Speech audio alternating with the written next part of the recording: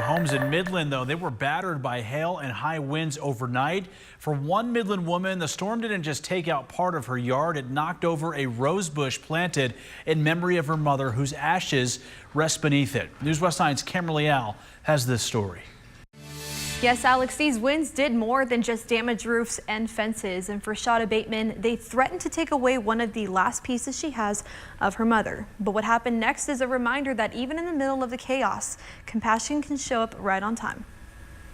As Monday night's powerful storm was raging, Shawda Bateman was battling a storm of her own. How she was going to save one of her most prized possessions. My mom had the greenest thumb ever, and if I could get something from her, I wanted that green thumb. This was Shawda's beautiful red and orange rose bush before the storm. I've lost almost every plant,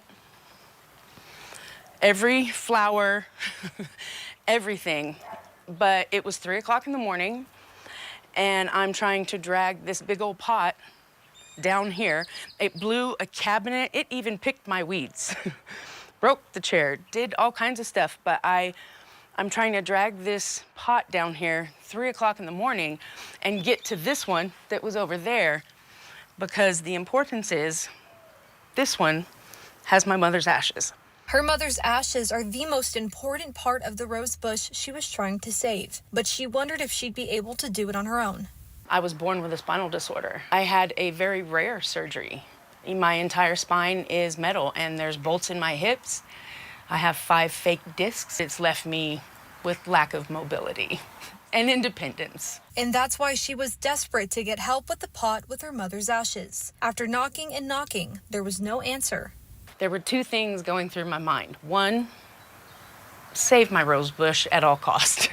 We attach ourselves to certain things when somebody passes, and this rose bush still being green and alive has kind of meant something to me. But then, like a miracle, the neighbor appeared.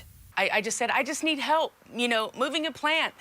And as I'm walking away, he sees me struggling. He comes out and he sees me struggling with it and doesn't even hesitate.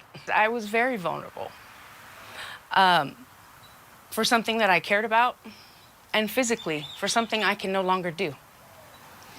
And for a stranger to help me, that meant a lot. And I didn't even realize it until afterwards. We tried talking to the kind neighbor, but he unfortunately wasn't home. But for Shawda, this act of kindness made her restore her faith in humanity.